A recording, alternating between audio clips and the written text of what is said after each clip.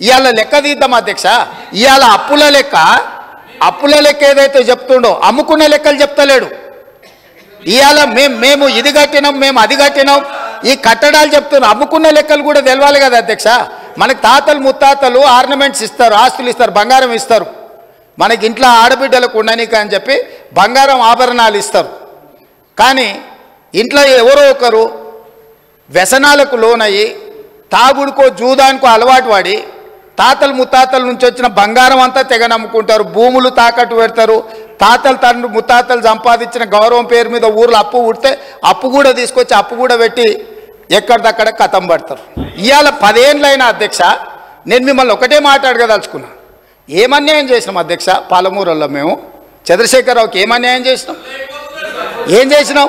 2009లో కరీంనగర్ జిల్లాలో అక్కడ ఓడగొడతారని భయపడి పాలమూరు జిల్లాకు వలస వస్తే వలసలు పోయే పాలమూరు జిల్లా ప్రజలు గుండెల్లో పెట్టి చూసుకొని భుజాల మీద మోసి పార్లమెంటుకు పంపిస్తే పార్లమెంటుకు పోయి ఇవాళ తెలంగాణ రాష్ట్రం వచ్చినాక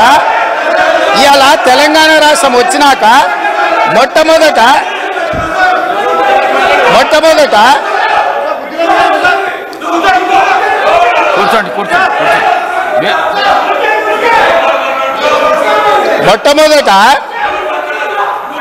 ఆనాడు ఆదరించి భుజాల మీద మోసి పార్లమెంటుకు పంపిస్తే తెలంగాణ రాష్ట్రం వచ్చిన తర్వాత వచ్చిన తెలంగాణ రాష్ట్రానికి మొట్టమొదటి ముఖ్యమంత్రిగా వారి బాధ్యత ఏంది అధ్యక్ష? పాలమూరు జిల్లా ప్రాజెక్టులు పూర్తి చేయొద్దా అధ్యక్ష? ఈ రోజు కూడా ఉమ్మడి రాష్ట్రంలో ఏ అన్యాయం ఏ నిర్లక్ష్యానికి పాలమూరు జిల్లా గురైందో, మా తట్టపని పారపని వలస బతుకులు ఎట్లున్నాయో బీఆర్ఎస్ పార్టీ అధికారంలోకి వచ్చిన 10 ఏళ్లలో అంతకంటే దారుణంగా తయారైనవి. ఇవాళ 10 ఏళ్ల తెలంగాణ రాష్ట్రంలో కూడా అదే కల్వకుర్తి, భీమా, నెట్టంపాడు, కోయిల్ సాగరు, పాలమూరు, రంగారెడ్డి, ఎత్తిపోతల, సంగంబండ, రాజోలిబండ, జూరాల ఏ ప్రాజెక్టు కూడా ఈ 10 సంవత్సరాలలో దాదాపుగా 17.5 లక్షల కోట్లు అప్పులు లెక్కలైతే 20 లక్షల పైన కోట్ల రూపాయలు ఖర్చు పెట్టినా మా పాలమూరు జిల్లా ప్రాజెక్టులు పూర్తి కాకపోవడానికి వీళ్ళ దుర్మార్గం కారణం కాదా? ఈరోజు రంగారెడ్డి జిల్లా ఆనాడు మీరు కానీ అక్కడ కూర్చున్న వాళ్ళు కానీ రాజశేఖర రెడ్డి గారిని ఒప్పించి ప్రాణహితలో ప్రారంభమయ్యే ప్రాజెక్టును చేవెళ్లకు తీసుకొచ్చి చేవెళ్లలో శిలాఫలకం వేపించి చేవెళ్ల ప్రాంతంలో రంగారెడ్డి జిల్లాలో 1000 కోట్ల రూపాయలు ఖర్చు పెట్టిన ప్రాజెక్టులను రంగారెడ్డి జిల్లాను ఎడారిగా మార్చడానికి మెదక్ జిల్లా వరకు నియంత్రించి ఇవాళ 3000 టీఎంసీలు గోదావరి జలాలు సముద్రంలో కలుస్తుంటే సముద్రంలోనైనా గోదావరి జలాలు కలవాలి కానీ చేవెళ్ళకు కానీ వికారాబాద్ కానీ తాండూరు కానీ పరిగికి కానీ కొడంగల్కు కానీ గోదావరి జలాలు ఇవ్వద్దని కుట్ర చేసి ఇదే ఈరోజు అక్కడ కూర్చున్నోళ్ళు ఆ ఎల్ల అర్ధాంతరంగా అసంపూర్తిగా ఆపిన పనులను పరిశీలించడానికి మనం పోలేదా అధ్యక్ష? చేవెళ్ళ చౌరస్తాలో శిలాఫలకం ఇవ్వలేదా అధ్యక్ష? ఏం పాపం చేసింది అధ్యక్ష రంగారెడ్డి జిల్లా? రంగారెడ్డి జిల్లాలో భూములు అమ్ముకుంటారు, రంగారెడ్డి జిల్లాలో ఉన్న ఆస్తులు అమ్ముకుంటారు.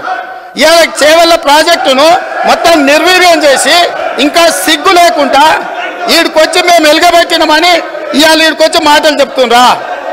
కాంగ్రెస్ పార్టీకి పోయినసారి 19 మంది ఎమ్మెల్యేలు ఉంటే 5 మంది 6 మంది అని ఎట్లా లెక్కలు చెప్తాడు అధ్యక్ష? ఇవాళ తెలంగాణ సమాజం మొన్న జరిగిన శాసనసభ ఎన్నికలలో కాళ్ళు చేతులు ఇరిసేసిండ్రు, అయినా మారకపోతే పార్లమెంట్ ఎన్నికలలో ఉరి తీసిండ్రు. గుండు సున్నా ఇచ్చినాక కూడా బుద్ధి మారకుండా ఇట్లా మాట్లాడు కరెక్ట్ కాదు అధ్యక్ష.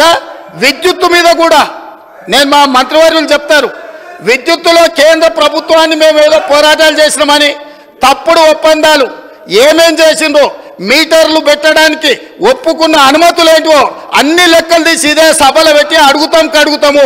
ఇప్పుడు మీ ద్వారా వారు నిజంగానే చాలా నిజాయితీగా నడుపుంటే నేను ఒక్కటే మాట అడుగుతున్నా, బతుకమ్మ చీరల మీద, కేసీఆర్ కిట్ల మీద, గొర్రెల పంపకాల మీద, ఈ 3 పథకాల మీద మీరు గొప్ప పథకాలు అంటున్నారు కదా, దీని మీద విచారణకు సిద్ధంగా ఉన్నారా? దీని మీద సమాధానం చెప్పండి అని నేను అడుగుతున్నా అధ్యక్ష.